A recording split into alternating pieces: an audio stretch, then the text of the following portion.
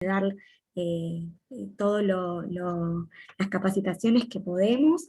Desde el comité de analistas, junto a Sebastián, propulsamos hacer una capacitación en la materia de prevención de lavado de activos y financiamiento del terrorismo, dando los conceptos básicos que le pueda ayudar y aplicar a todas las industrias. Esa es nuestra visión, poder llegar a todos. Y bueno, por este lado tenemos a Laura Escandel, que ella nos está acompañando para poder dar este webinar. La idea es poder dar los conceptos claves, ¿sí? Más que una capacitación, como mencioné, es básicamente como una webinar, es como más un taller en donde están los conceptos claves. Cualquier duda que vayan surgiendo durante de todo el webinar la pueden ir escribiendo en el chat, que Sebastián y yo las vamos a estar recogiendo para el final.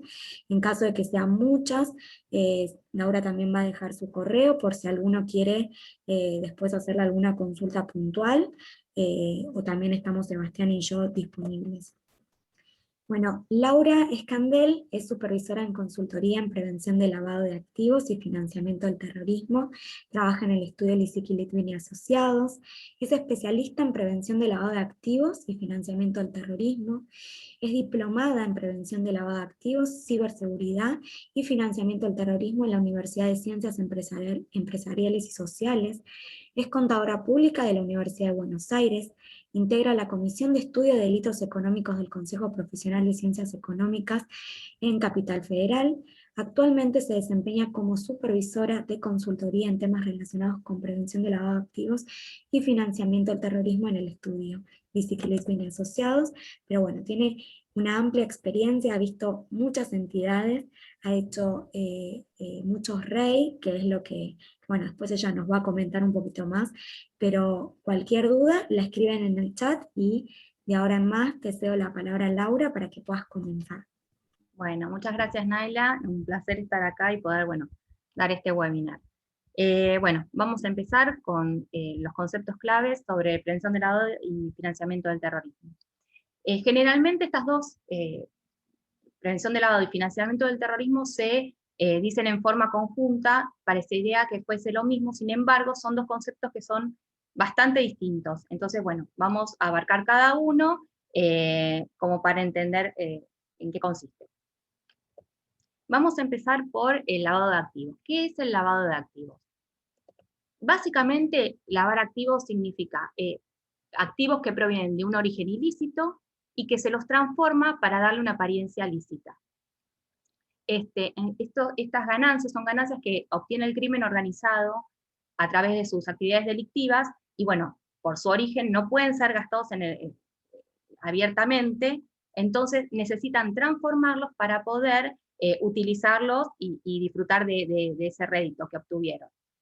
Entonces lo que va a buscar el lavador, ¿qué es? Va a buscar esos activos de origen ilícito, despegarlos de su origen, transformarlos mediante distintas maniobras para después darle una apariencia legal y poder utilizarlo. Es eso. Ahora bien, generalmente se confunde el tema del lavado de activos con la evasión fiscal.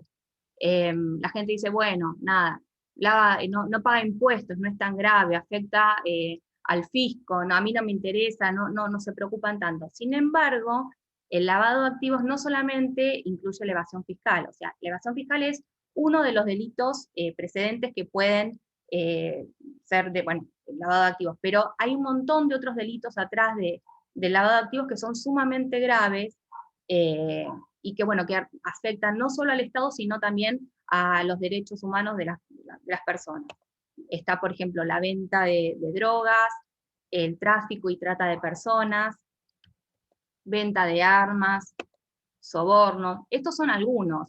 Hay un montón de delitos atrás de eso, pero es importante entender que nos afecta a todos. El lavado de dinero nos afecta a todos. Por ejemplo, el último informe que emitió el GAFILAT sobre amenazas regionales, que es el 2017-2018, se estima que por trata y tráfico de personas, el crimen organizado gana aproximadamente 150.000 millones de dólares anuales, de los cuales 100.000 millones provienen de explotación sexual de niñas y de mujeres. Y los 50 millones restantes provienen de la explotación laboral forzada de niñas, niños, mujeres y también hombres adultos. O sea que es algo que nos afecta muchísimo a todos. Por eso también la importancia de poder prevenirnos. Ahora, el lavador, por su característica, por su actividad delictiva, lo que busca tiene un perfil muy bajo, trata de pasar desapercibido, de que sus actividades no llamen la atención, para, bueno, poder seguir delinquiendo y también disfrutando de estas ganancias. Esa es una de las diferencias importantes con el financiamiento del terrorismo. Vamos a ver qué es el financiamiento del terrorismo. Bueno, la verdad es que es complicado hacer una definición de terrorismo que sea universal. De hecho, entre los países no se pudieron poner de acuerdo, cada país adoptó una definición, porque, bueno, a veces lo que es financiamiento del terrorismo se confunde un poco con actos legítimos de luchadores por la libertad. ¿Hasta dónde es terrorismo? ¿Hasta dónde es un acto legítimo? Es confuso. Entonces, sí podríamos decir que el terrorismo es violencia motivada por ideología. O sea, lo mueve la ideología al terrorismo. Y que está hecho por actores no gubernamentales. Entonces, bueno, yo tomé la definición que es del Consejo de las Naciones Unidas, como para, que es, digamos, algo bastante, después el resto de los países tomaron esta definición y la adaptaron a sus legislaciones, pero para que se entienda, que se considera terrorista a cualquier acto destinado a causar la muerte o lesiones corporales graves a un civil o a un combatiente o a un no combatiente, cuando el propósito de dicho acto, por su naturaleza o contexto, sea intimidar a una población u obligar a un gobierno o a una organización internacional a realizar una acción o abstenerse de hacerla. Esa es la definición que maneja el Consejo de las Naciones Unidas. Ahora fíjense que un terrorista, a diferencia del lavador, busca tener un impacto, o sea, llamar la atención, no va a pasar desapercibido el terrorista. ¿Cuál es el objetivo de un terrorista? ¿Es financiero o no? Es cometer el acto terrorista, ¿sí? Ahora bien, esos actos terroristas, el terrorista no puede vivir de ideologías, es algo que está muy lindo, pero necesita de alguna forma financiarse. Entonces, bueno, sí va a necesitar, atrás de todo acto terrorista hay una red de financiamiento. Y van a obtener esos fondos, o sea, a través de ese financiamiento van a tener los fondos para poder cometer esos actos terroristas. Esos fondos pueden ser de origen lícito, que esto es una diferencia importante con el lavado de activos. Puede haber financiamiento de origen lícito. ¿Qué va a pasar? Van a poner una empresa, van a poner generalmente asociaciones sin fines de lucro, se utilizan para poder recaudar y financiar estos actos. Y también pueden ser de origen ilícito. Cuando los fondos provienen de un origen ilícito, es en este caso que está íntimamente ligado con el lavado de activos. Por eso, generalmente, la forma de tratarlo y de prevenirlo se aborda en forma conjunta y se toman políticas similares y procedimientos porque, bueno, en gran medida provienen de este tipo de actividades, el financiamiento que obtienen. Ahora, como les comentaba antes, dijimos que el lavador, ¿qué hace? Tiene sus fondos que están sucios, que necesita lavarlos, cambiarles la apariencia, entonces va a hacer una serie de operaciones que le van a permitir su objetivo, que es lavar el dinero. Ahora, se pueden identificar dentro de ese proceso tres grandes etapas, que es la colocación, la segunda etapa es la estratificación y la tercera etapa es la integración. ¿En qué consiste cada una de ellas? Vamos a ver la colocación. La colocación viene el criminal con su plata sucia y la introduce en el circuito económico financiero. Esa es la etapa de colocación. Es plata que entra sucia, directamente de sus actividades ilícitas. Una vez que está ya introducida en el sistema económico-financiero, necesita despegarla, o sea, separar esa plata de su origen para que no haya una vinculación, y entonces el lavador, ¿qué va a hacer? Va a una serie de operaciones complejas, ya sea de transferencias, compra de inmuebles, distintas operaciones que hagan que se pierda el origen, que alguien que intenta monitorear eso o seguir la ruta de la plata sea confuso y no pueda identificar de dónde proviene el origen. Esta etapa es la etapa de estratificación.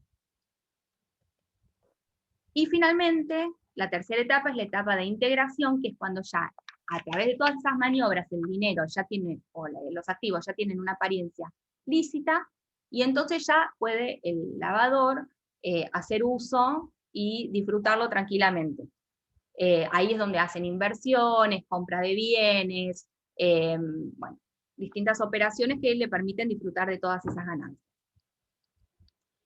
Bueno, ahora les voy a mostrar un video que grafica un poquito todo esto, lo saqué de una serie, pero grafica muy bien todas estas tres etapas que les comentaba antes.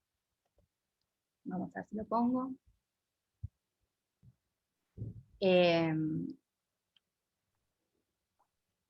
Les comento.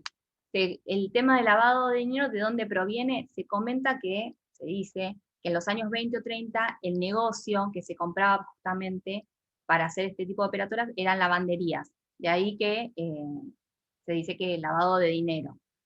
Pero bueno. Ahora, como les contaba, el lavador, el criminal, cada año gana más dinero.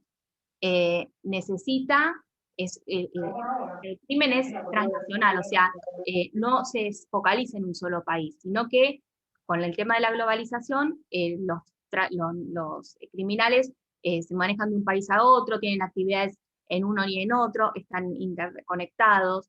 ¿Cómo les parece a ustedes que los países pueden combatir el lavado de dinero y el financiamiento del terrorismo? Solos no pueden. O sea, necesitan de alguna forma estar comunicados y necesitan colaboración mutua entre los países para poder combatirlo en forma conjunta. Es por eso que empiezan a surgir una serie de instituciones que lo que van a hacer es sacar, digamos, fomentar la prevención del lavado y el financiamiento del terrorismo. Entonces, en el año 1989, el G8 crea el GAFI, que es el Grupo de Acción Financiera, que es un organismo intergubernamental que va a emitir, que va a sacar resolución, procedimientos para permitir la prevención del lavado y el combate. El lavado, el financiamiento del terrorismo y actualmente la prevención de financiamiento de armas de destrucción masiva. Entonces, ¿qué hace el GAFI? El GAFI va a emitir, actualmente tiene 40 recomendaciones, notas interpretativas y un glosario. Esas 40 recomendaciones son buenas prácticas que son, digamos, los estándares internacionales más reconocidos en temas de prevención de lavado. Por otro lado, el GAFI también saca una metodología de evaluación. Para todos los países van a ser miembros, van a asociarse, y entonces se van a ir evaluando entre ellos. Para eso el GAFI sacó su metodología de evaluación. Ahora llevemos esto a nivel regional. A nivel regional lo que tenemos es el GAFILAT, que el GAFILAT también es un organismo intergubernamental que agrupa a 17 países, tanto de América del Sur, América Central, América del Norte y el Caribe. Estos países que forman, Argentina actualmente es miembro pleno tanto del GAFI como del GAFILAT. No hay muchos países en América que sean miembros del GAFI. Está Brasil y Argentina, y uno más que no recuerdo actualmente cuál es, pero son 3. El resto son todos miembros del GAFILAT. Así que bueno, Argentina tiene un peso bastante importante. Hasta el año pasado el presidente del GAFI era argentino. Bueno, como les comentaba, El Gafi, por ser un organismo internacional que es miembro del Gafilat, perdón, el Gafilat es miembro del Gafi, entonces, ¿en qué va a participar? Va a participar con el Gafi en la revisión de las recomendaciones y va a adherir a esas 40 recomendaciones. Las toma como propias y las baja a sus miembros. Es por esto que, así como el Gafi evalúa hace evaluaciones para sus miembros, el Gafilat también va a evaluar a sus miembros. Argentina en el año 2022 va a tener su cuarta ronda de evaluaciones mutuas. ¿Dónde van a venir a evaluarnos? ¿Y qué van a evaluar? Van a evaluar, por un lado, el cumplimiento técnico. ¿Qué es el cumplimiento técnico? Es cómo Argentina, a través de sus leyes y resoluciones, implementa esas 40 recomendaciones del Gafi. Y por otro lado, van a medir la efectividad de las medidas implementadas. Es decir, si eso que está en leyes y resoluciones se cumplen. ¿Y cómo miden esa efectividad? Es a través de las sanciones judiciales, de las sentencias judiciales que tenga la Argentina. Y eso representa casi el 80%, o sea que no solamente hay que parecer, sino que hay también que hacer. Es muy importante que la Argentina tenga una buena calificación en esta evaluación que vamos a tener el año que viene, porque cualquier país que sea mal calificado ingresa a las listas grises, que son, digamos, son países con serios problemas de implementación en este tipo de las recomendaciones, donde se les hace un plan de acción para que puedan mejorar su sistema de prevención de lavado y lograr llegar a los estándares que establece el Gafi y el Gafilat. Y también están las listas negras, que son países no cooperantes. Entonces, ya sea una lista gris o una lista negra, cualquier país que forme parte de ella, la verdad es que afecta muchísimo su economía a nivel político, porque el resto de los países no operan con países que están en esas listas. O sea, sería muy grave para la Argentina ingresar en una de esas listas. Es por eso que en este año y medio va a tener que trabajar muy fuerte para, bueno, adecuar sus normativas a lo que pide, y también sancionar, que haya sanciones que demuestren que se está cumpliendo y se está trabajando fuertemente en la prevención. Bueno, entonces llegamos a la Argentina. O sea, sabemos que está el Gafi, está el Gafilat. A nivel local, ¿quién está? Está la UIF. Que la UIF es la Unidad de Información Financiera. Es el encargado del análisis y el tratamiento y la transmisión de la información para prevenir el lavado de activos y el financiamiento del terrorismo. La UIF fue creada por la Ley 25.246 en el año 2000. Es un organismo autárquico que depende del Ministerio de Hacienda y, bueno, va a tener esta función que yo les cuento, de análisis, de tratamiento y de transmisión. Y va a tener que prevenir y también sancionar, digamos, reprimir, para que, digamos, no haya, se combata el lavado de activos. ¿Cómo va a ser, digamos, para lograr eso, la UIF? Bueno, por un lado, nuestro sistema de prevención argentino tiene leyes y regulaciones, que son las que van a tomar las 40 recomendaciones y las van a plasmar en las regulaciones y en las leyes. De hecho, la 25.246 es la ley que creó la UIF, pero hay un montón de decretos también que van regulando distintos puntos, y están además todas las resoluciones que emite la UIF, que, bueno, son apuntados, o sea, toma las leyes, toma las recomendaciones del Gafi y las baja a los distintos sujetos obligados, adaptándola a, digamos, la operatoria de cada uno de ellos. Por otro lado, ¿qué tenemos? Tenemos organismos reguladores. ¿Qué van a hacer estos organismos reguladores? Van a ser los encargados de controlar que los sujetos obligados cumplan con las normativas que establecen la ley y las resoluciones. Los distintos sujetos, digamos, organismos de control que conocemos son el Banco Central, la CNB, la Superintendencia de Seguros y el INAES. Esos son principalmente. Y luego tenemos los sujetos obligados, que los sujetos obligados tienen que cumplir, bueno, todas estas leyes y resoluciones, y en definitiva lo que hace la UIF es, debido a la cantidad de operaciones y el monitoreo es muy complicado, delega su poder de policía en los sujetos obligados, para que ellos ejerzan, hagan en forma preventiva y en forma represiva un control bueno, del lavado de activos y del financiamiento. Ahora les voy a pasar un video que va a explicar un poquito qué son los sujetos obligados, y también tiene un par de recomendaciones.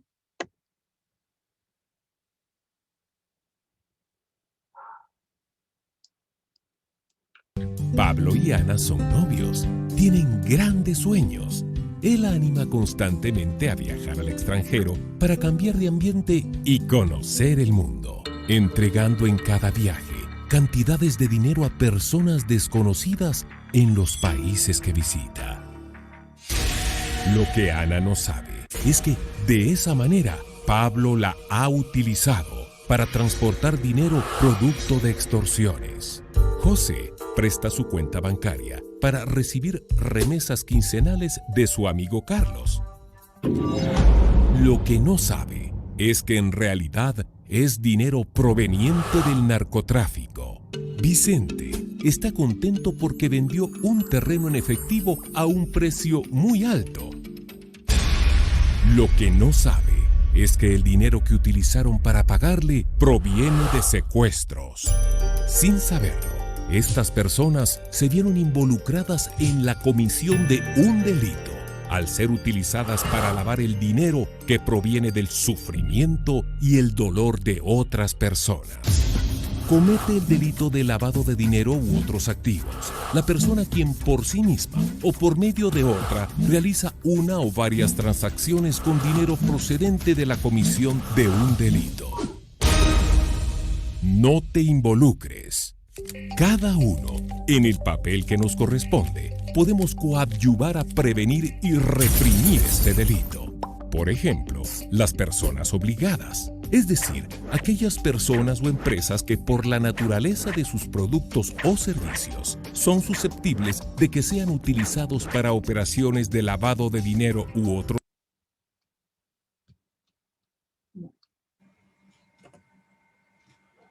Bueno, como se mostraba en el video, los sujetos obligados son justamente eso, son actividades que por las características, por su naturaleza, son las que más utilizan los lavadores para poder llevar a cabo esa transformación del dinero. Es por eso que la UIF pone en cabeza de ellos ese poder de policía, porque a través de ellos es donde van a pasar las operaciones para lavar el dinero. Estos sujetos obligados están en forma taxativa en la ley 25.246, en su artículo 20.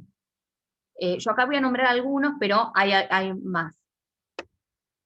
Los bancos, las bolsas de valores, los seguros, casas de cambio, tarjetas de crédito, sector inmobiliario, juegos de azar, entidades remesadoras de dinero, escribanos, venta de bienes de lujo y suntuarios, vehículos. Son esos y muchos más. Ahora, uno generalmente piensa que, digamos, todo el lado se hace a través de los bancos. Y los bancos, la verdad es que como tienen su organismo de contralor, que es el Banco Central, hace muchos años que están fortaleciendo sus sistemas de prevención de lavado. Por eso les traje este gráfico, para que vean qué interesante. Esto es surge del informe de amenazas regionales de la FILAT, donde muestra qué actividades son las más utilizadas o más propensas para el lavado de activos. Y fíjense que el 33% utilizan los bancos, pero el 67% restante no utilizan bancos, utilizan lo que se denominan otras actividades y profesiones no financieras designadas. Es decir, lo que es venta de automotores, escribanos públicos, inmobiliarias, una serie de actividades que no tienen organismos de contralor y que generalmente tienen sistemas de prevención muy endebles, porque, bueno, no tienen esa obligatoriedad de tener, digamos, un organismo que les esté encima y que los controle y que los verifique constantemente, como son las entidades financieras. Sin embargo, fíjense que el 67% de las actividades de lavado pasan por esos sujetos obligados. De ahí la importancia de robustecer esos sistemas. Ahora, ¿qué tienen que hacer? Todos los sujetos obligados, no solamente los blancos, todos, por eso lo remarco, tienen que implementar un sistema de prevención de lavado y también tienen que reportar a la UIF. Yo les había comentado que la UIF delegaba en estos sujetos obligados su poder de policía para prevenir y reprimir. La etapa de prevención está en el sistema de prevención de lavado que implementen. Con eso van a prevenir. Y también van a reprimir con el tema de el reporte a la UIF, que yo más adelante voy a comentar de qué se trata. Pero digamos que esas son las dos funciones principales de un sistema de prevención de lavado que tiene que implementar. ¿Qué tipo de programas deben implementar los sujetos obligados? Bueno, dentro de las 40 recomendaciones, el GAFI establece que los programas de prevención de lavado tienen que tener un enfoque de riesgo. Es decir, tienen que poder identificar los riesgos, evaluarlos, gestionarlos y finalmente mitigarlos. Lamentablemente, actualmente en la Argentina hay solo 4 sujetos obligados que tienen este tipo de obligación de tener un sistema en base a riesgo. El resto de las resoluciones para el resto de los sujetos obligados, que son justamente todo el 67% que les comentaba antes, las actividades y profesiones no financieras designadas, todavía tienen resoluciones que tienen un enfoque meramente de cumplimiento, que no están acordes con las 40 recomendaciones del GAFI. Por eso va a tener que trabajar fuerte la Argentina este año para poder adaptar estas resoluciones y darles un enfoque de riesgo para poder cumplir con lo que pide el GAFI. Ahora, para el resto de los sujetos obligados, digamos, el sistema de prevención va a tener que tener elementos de cumplimiento por un lado, y por otro lado, elementos de gestión de riesgo. Vamos a ver cada uno en qué consiste. Bueno, los elementos de cumplimiento. Estos elementos de cumplimiento lo tienen que tener los sujetos obligados que tienen enfoque de riesgo y también son los que tienen que cumplir el resto de los sujetos obligados, actualmente con las resoluciones vigentes. Que son básicamente 4 pilares. Por un lado, tienen que tener un manual de políticas y procedimientos. En ese manual, ¿qué se va a hacer? Se van a volcar todas las políticas y los procedimientos que establece el sujeto obligado para prevenir el lavado. Y esto tiene que ser conocido por todo el personal. Todo el personal tiene que leerlo, entenderlo y firmar o tener algún tipo de constancia sobre que conoce estos procedimientos. Es obligatorio para todos. La entidad va a tener que guardar esto porque ante un requerimiento de la UIF o de un organismo de contralor, va a tener que presentar esta constancia de que sus empleados conocen y llevan adelante este tipo de procedimientos. Para todos los que son auditores, bueno, esto es importante que lo verifiquen, que controlen, que el sujeto obligado tenga, que cada actualización del manual haya una toma de conocimiento del personal, no solamente con el primer manual, sino en cada actualización tienen que darlo a conocer, transmitirlo. Después tienen que tener una estructura de control. ¿Qué es la estructura de control? Bueno, esto es que desde el directorio, la alta gerencia y para abajo, todo el personal, adopten medidas para prevenir y controlar el lavado de activos. O sea, tiene que estar involucrada activamente la alta gerencia en el combate.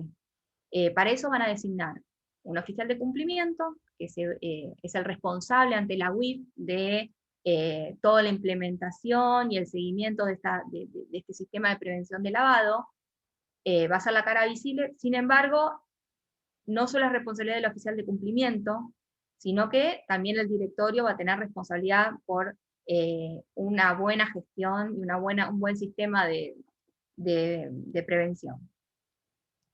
Y por otro lado, van a tener que tener un código de ética. El código de ética, bueno, donde se van a volcar. Primero, es el comportamiento del personal y los valores que adopta ese sujeto obligado y que, bueno, se los transmite a todo su personal. Y también puntualmente tiene que tener referencia a los procedimientos de prevención de lavado, donde el personal tiene que conocerlos, tiene que adoptarlos y denunciar cualquier operación que le parezca sospechosa o que identifique sobre lavado de activos y financiamiento. Este código de ética también, al igual que el manual, tiene que tener algún tipo de constancia de que el personal lo leyó. No solamente hay que tenerlo ahí el librito, sino que los empleados tienen que leerlo y firmarlo, o bueno, no sé, garantizar que de alguna forma se pueda, lo hayan leído, lo conozcan y lo incorporen. Y finalmente, también muy importante, es que tengan una capacitación del personal anual sobre temas de prevención de lavado. Por supuesto que las capacitaciones mínimamente es una vez al año. Las capacitaciones van a ser dirigidas dependiendo qué tipo de funciones ejerza cada empleado. No es lo mismo un personal de administración que la alta gerencia o la gente del área de prevención de lavado. O sea, van a estar dirigidas a cada, digamos, sector y, digamos, orientadas el contenido a las necesidades de cada uno de estos sectores. Por supuesto, el oficial de cumplimiento tiene que tener capacitaciones un poco más intensas, lo mismo que el directorio. Es importante, no sé, que los tomen, que sean dictadas por alguien externo, y las que son al personal, digamos, de otras áreas y más básico, esas sí las puede dar, por ejemplo, el oficial de cumplimiento, capacitar al resto del personal, pero todo lo que es alta gerencia y oficial de cumplimiento tiene que tomar capacitaciones externas que sean un poco más elaboradas y digamos que se mantenga actualizado constantemente, porque el tema del lavado es algo que no es estático, que todo el tiempo van saliendo cosas nuevas, y bueno, tiene que estar atento a todo eso, por eso es importante que se capacite bien. Y después tenemos lo que les comentaba antes, lo que es gestión de riesgo. Actualmente esto le va a aplicar solamente a los bancos, a los seguros, a todo lo que es mercado de capitales y a las tarjetas de crédito. Ahí yo dejé qué resoluciones son las que tienen este enfoque de riesgo. ¿Qué es el enfoque de riesgo? Bueno, como les comentaba antes, el Gafi en su recomendación número 1 dice que los países tienen que poder identificar los riesgos a los que están expuestos, valorarlos, gestionarlos y finalmente mitigarlos. Para eso, ¿qué van a hacer? Por empezar, van a hacer una autoevaluación de riesgo entidad. En esa autoevaluación de riesgo, ¿qué va a hacer el sujeto obligado? Va a identificar cuáles son sus propios riesgos. Los riesgos de su actividad, de su clientela, va a medir cuáles son sus clientes, cuáles son sus canales de distribución, los productos con los que opera y las zonas geográficas en las que trabaja.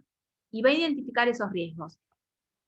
Este enfoque de riesgo, a diferencia del enfoque de cumplimiento, meramente de cumplimiento, no es algo enlatado, no es algo estándar para todos los sujetos obligados.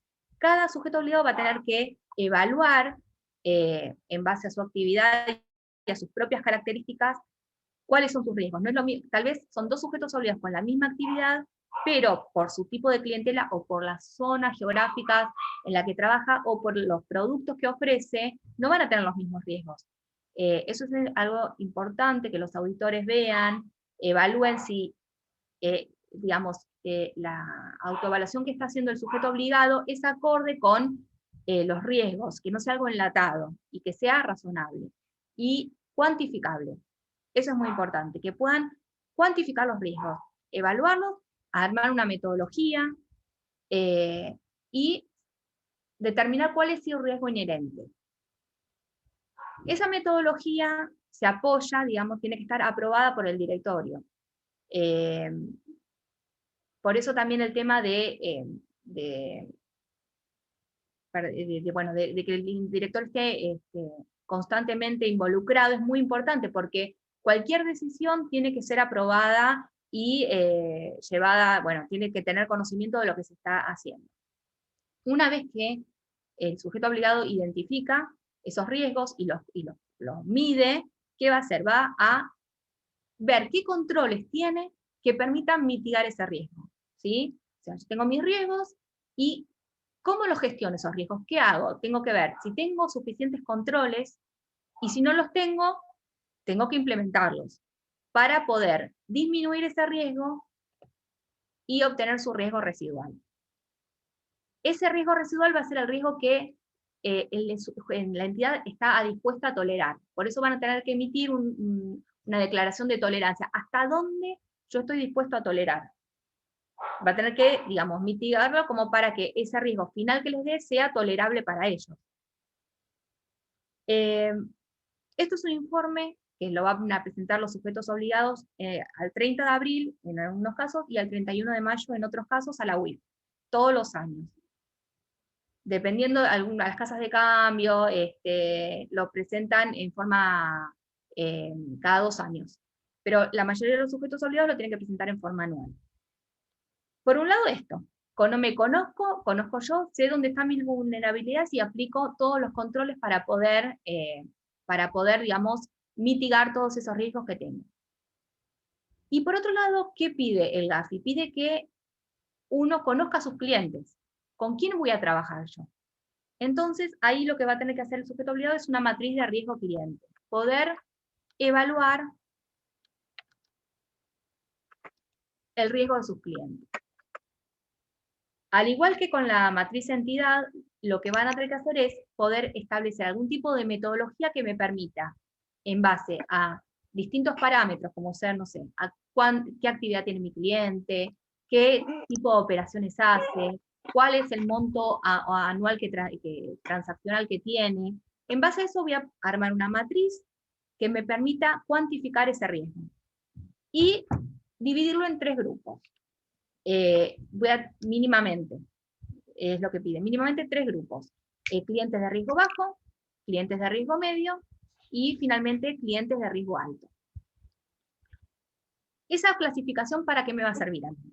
Por un lado me va a servir para poder decir, bueno, un cliente de riesgo bajo no necesita tanto monitoreo como un cliente de riesgo alto. La documentación que le voy a pedir va a ser menor. En el anterior enfoque de cumplimiento a todo el mundo se le pedía lo mismo, era un checklist donde decía, bueno, le pido esto, esto y esto, sin poder medir este riesgo. La idea ahora no es que sea algo así tipo checklist, sino que realmente se le dé mayor importancia o mayor atención y seguimiento a los clientes de riesgo alto y no tanto a los clientes de riesgo bajo.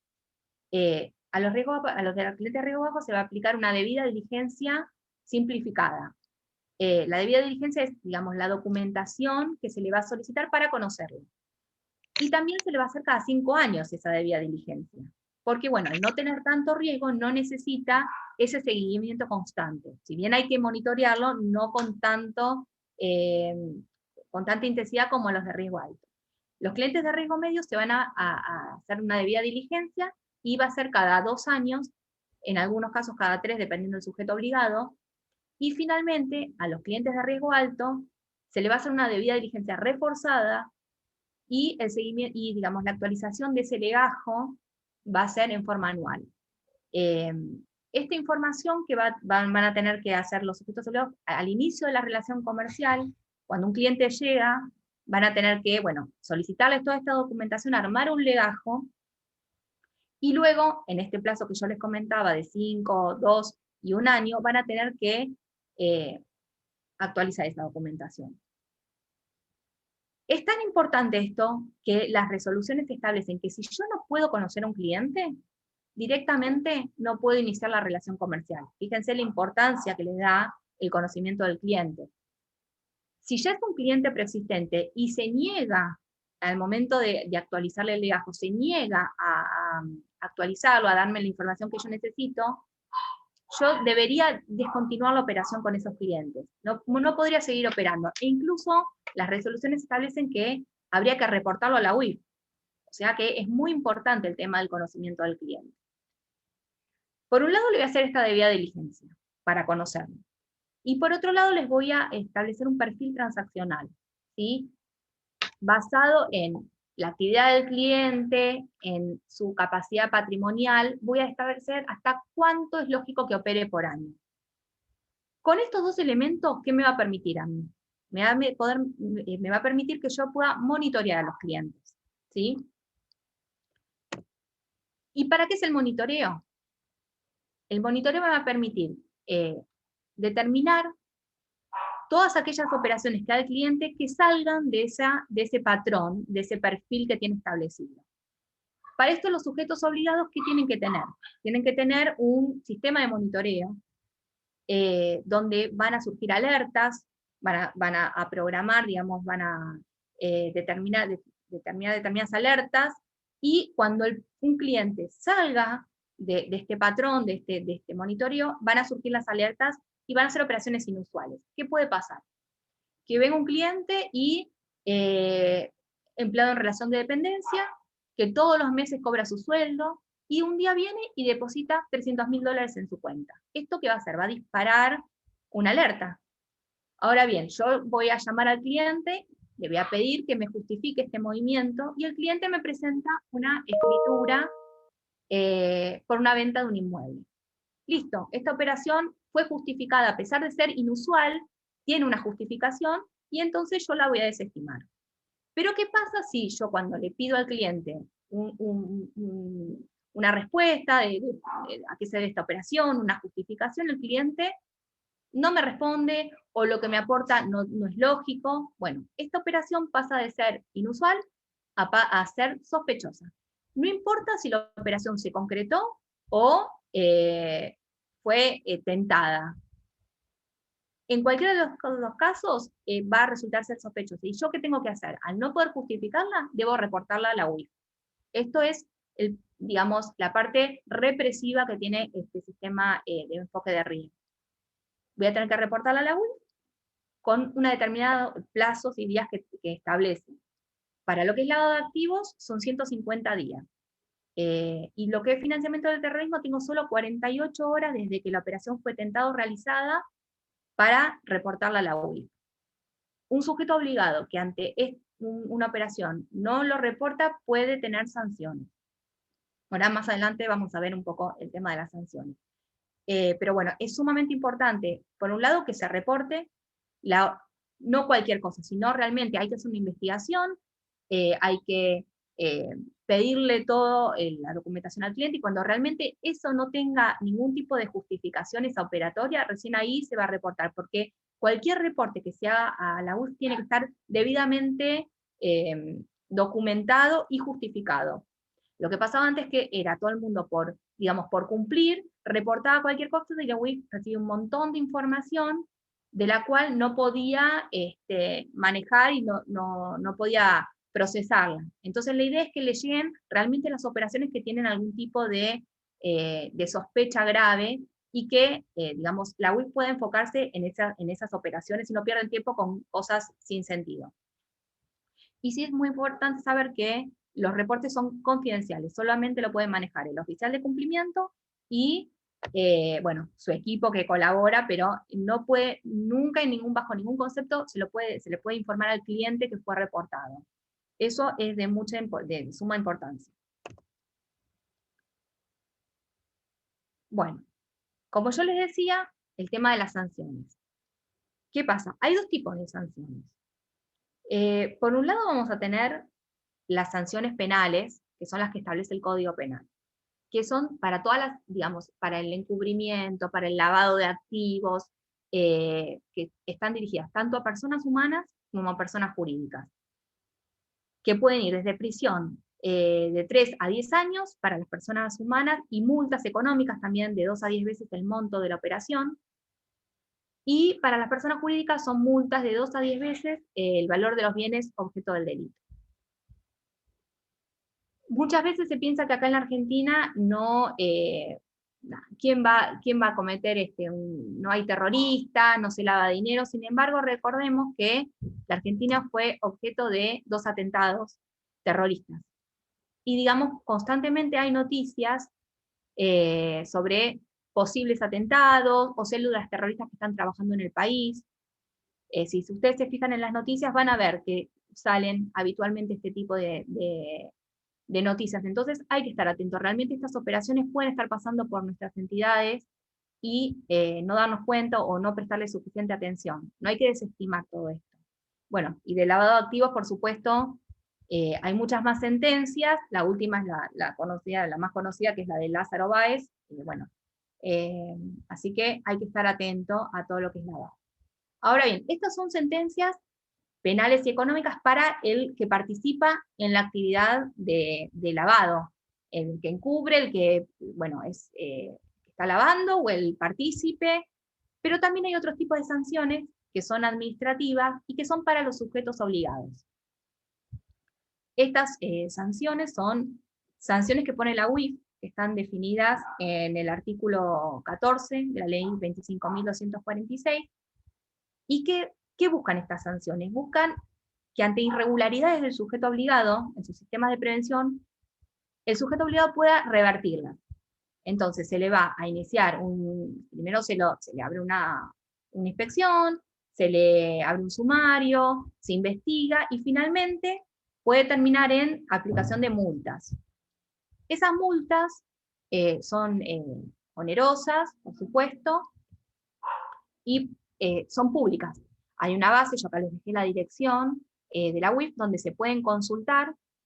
Es un registro público donde van subiendo, y esto, fíjense, por ejemplo, acá les traje una del 2019, que la multa fue de 417 millones de pesos. ¿Por qué? Fíjense, incumplimientos formales, falta de actualización del manual, falta de auditoría interna, deficiencia en el sistema de monitoreo, no reportar operaciones sospechosas. Fíjense que son todas, digamos, faltas formales, digamos, del manual, cosas que tiene que cumplir el sujeto obligado y que son sumamente importantes, porque esto va a permitir que un sistema adecuado pueda detectar, si es bueno el sistema, puede detectar operaciones y pueda prevenir el lavado. Bueno, esto lo pueden consultar en esta dirección que les dejé.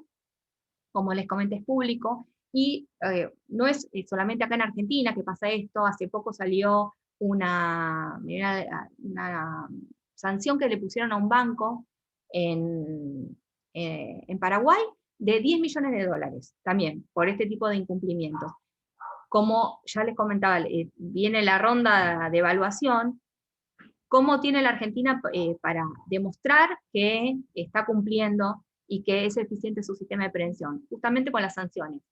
Entonces este año la UIF entiendo que va a estar mucho más atenta a este tipo de incumplimientos, y es importante, bueno, tratar de tener todo prolijo, llevar buenos sistemas. No necesitan ser sistemas caros de prevención de lavado, pero sí estar involucrado la gerencia y que hacerlo a conciencia, porque bueno, esto puede afectar, por un lado, la parte económica, pero también la reputación de los distintos sujetos obligados. Así que bueno, acá les dejo un videíto con algunas recomendaciones. Identifica plenamente a las personas con las que realizas negocios o recibes dinero.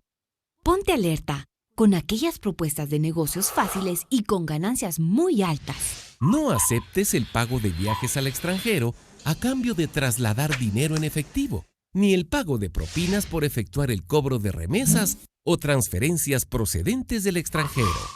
No prestes tu identificación o cuentas bancarias. Utiliza tus cuentas bancarias para operaciones estrictamente personales y no registres firmas adicionales de personas que desconozcas o te hayan ofrecido algún beneficio monetario. No participes en operaciones bancarias cuyo origen y destino de los fondos desconozcas. El verse involucrado en operaciones derivadas de lavado de dinero, además de ocasionar vergüenza y mala reputación, trae consigo sanciones penales tales como multas, prisión, gastos procesales, extinción de bienes y la publicación de la sentencia en medios de comunicación social escritos. Este delito también genera consecuencias negativas para los países, ya que daña su imagen a nivel internacional, se reduce la inversión en nuevos negocios y empresas y fomenta la corrupción. El lavado de dinero nos afecta a todos. Por ello, debemos ser parte de la solución y combate a tan grave problema, para no ser simples espectadores o víctimas del crimen organizado. El combatir el lavado de dinero es compromiso de todos y un esfuerzo de país. Bueno. Ahí. Bueno, espero que les haya servido, que se haya entendido todo, y acá les dejo mi mail por cualquier consulta que me quieran hacer. Bueno, quedo a disposición de todos. Muchas gracias. Muchas gracias a vos, Laura, y bueno, Sebastián. Gracias, Lau, excelente la charla. Espero que les haya gustado, que les haya servido.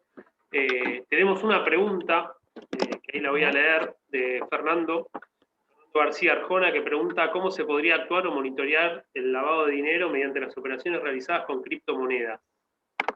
Bueno, en realidad con el tema de criptomonedas todavía no hay mucha regulación, pero lo ideal sería poder identificar digamos, las billeteras que, de origen de las criptomonedas, o sea, tratar de no aceptar billeteras que no estén, digamos, que no se le haga la debida diligencia. O sea, cuando uno recibe un cliente, debería poder pedirle mínimamente algún tipo de documentación que permita identificarlo.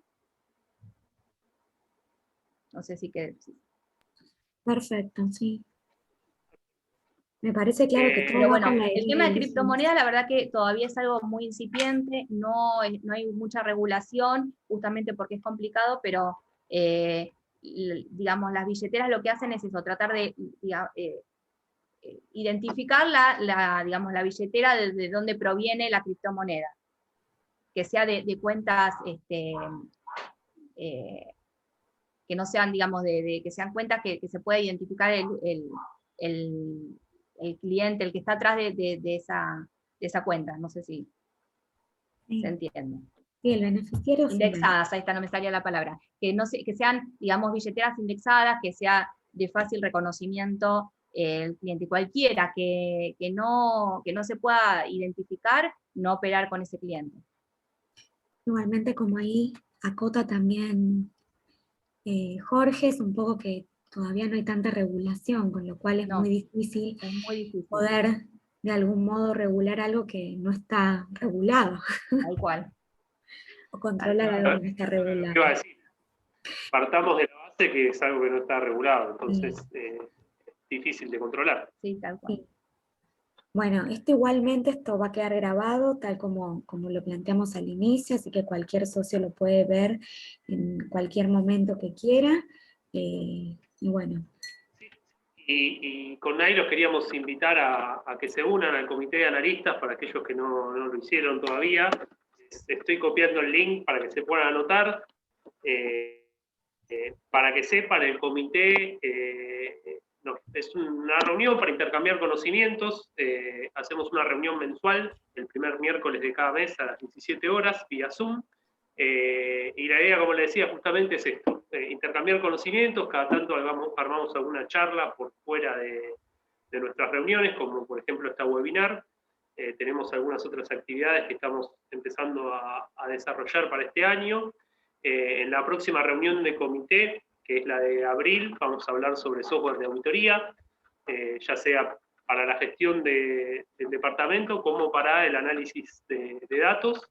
Y para la de mayo tenemos programado una webinar de auditoría continua. Así que los que estén interesados, si quieran participar, por favor súmense, se pueden inscribir ahí y ya les va a llegar el link para las fechas en que hagamos la reunión. No sé, Nay, Sí, ahí veo que están algunas consultas más, ahí Laura dejó su correo, con lo cual, bueno, tenemos que cumplir con los plazos, tenemos que llegar, no es que no queremos responder sus consultas, pero cualquier cosa, ahí está su correo electrónico, que es lescandel, con doble L, @lliasoc.com, así que tal vez si tienen alguna duda, creo que están surgiendo más que nada de lo que es criptomonedas, que nos está diciendo ahora Jorge. Como dijimos, es algo incipiente, pero bueno, trataremos de dar respuesta a sus consultas. Sí les pedimos que por favor todos se puedan anotar al comité de analistas para que les lleguen los links y les llegue la información de todo lo que estamos lanzando con Sebastián para todo el año. Y como siempre decimos con Sebastián, el comité lo hacemos todos y lo gestionamos entre todos. Este webinar surgió por una inquietud que se dio en el comité, con lo cual utilicen el medio para poder capacitarse. Así que cualquier nueva idea o cualquier nueva capacitación que ustedes quieran, bienvenido sea siempre. Laura, te agradecemos infinitamente, gracias por darnos tu tiempo, por darnos tu material, por darnos todo, y a todos por prestarnos su atención, y bueno, nos encontramos siempre a disposición. Bueno, muchas gracias a todos de gracias, parte del Instituto. Gracias. Gracias, Laura, gracias a Naila y a Sebastián y a todos los que participaron. Gracias, Gracias a Lore. ustedes también, a Mate y a Lore, por siempre darnos una mano y realizar la actividad. Ahí en el chat les dejé el link de la página que es propiamente del comité de analistas, y si van un poquito para atrás van a encontrar todos los otros comités de trabajo que hay de varias temáticas, así que si están interesados en participar en alguno, pueden directamente anotarse en las listas particulares de cada uno, así les van llegando las notificaciones. Perfecto, sí. Lo que queda, Jorge, es la grabación. El PowerPoint es material, si bien es del instituto, no lo compartimos por este medio, pero sí vas a poder ver la presentación cuantas veces quieras. Sí, la presentación, el video, lo vamos a subir a la parte de archivo de webinars, para que lo puedan, los socios tienen acceso ilimitado. Gracias. Bueno, muchas gracias a todos. Gracias a todos. gracias. Y los esperamos. Hasta luego. Gracias.